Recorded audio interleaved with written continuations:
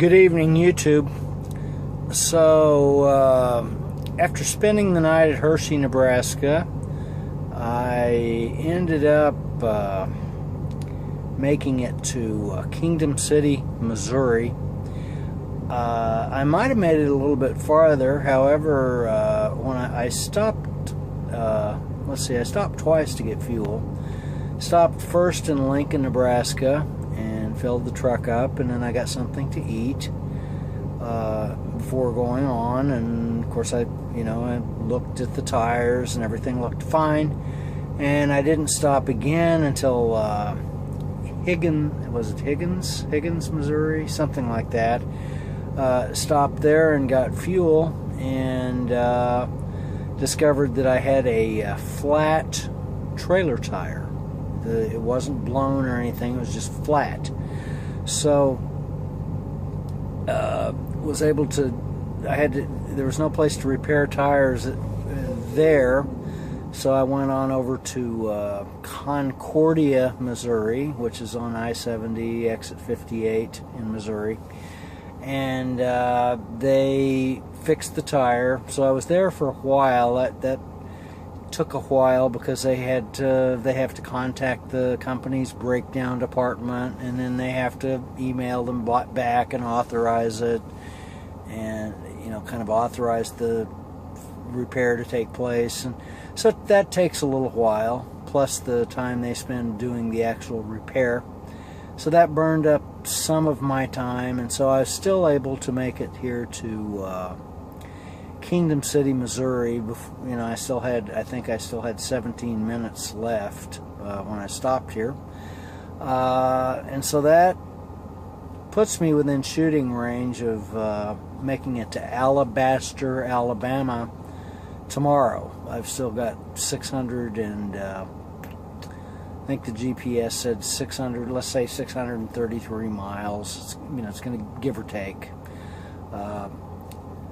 So that's I should be able to do that unless I run into some kind of traffic problem or some sort of other problem could interfere with that. So see what happens, but it should be doable. Again, it just kind of depends. So in any case, it was, here I think the temperature is it's actually about 20 degrees.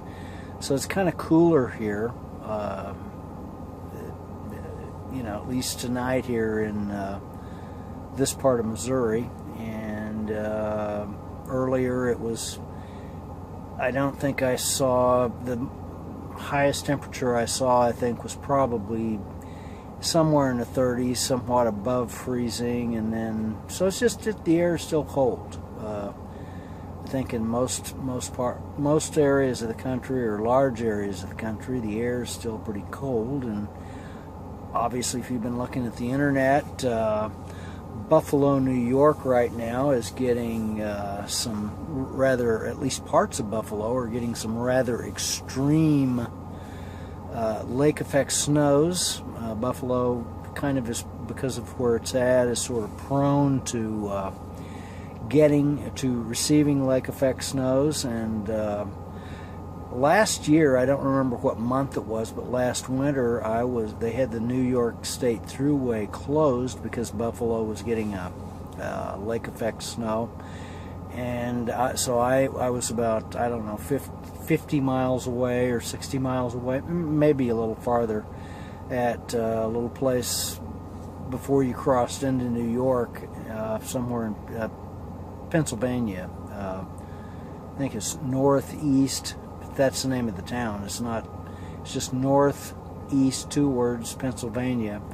And so there's a truck stop, little fuel stop type place there that has a McDonald's, and I was there for a day and a half waiting for that road to the interstate to open back up after the lake effect snow kind of cleared. But it wasn't as extreme as what they're reporting now, because some of the pictures, I'm sure if you've looked at some of the pictures that people are putting up, it's some of it is just amazing. That lake is basically is snowing on them. and you get the right conditions, and you know, it can be just horrific if your house is or your, you know, wherever you're at is in the wrong place. It's just, you can end up with horrific results. And in some areas of town, there's no snow, so it's just really kind of dependent. But that's, you know, that's the price you pay for, I guess, for living next to one of those lakes. And as I say, in some areas, those lake effect snows, Buffalo, probably, at least right now, Buffalo seems to be sort of on the major receiving end of extreme lake effect snows. So, but I guess if you live there, you just have to expect that's, you know, that potentially can happen, and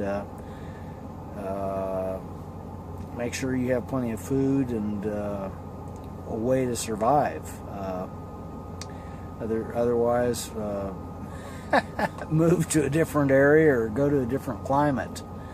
So, but anyhow, from Kingdom City, Missouri, I'll catch you later.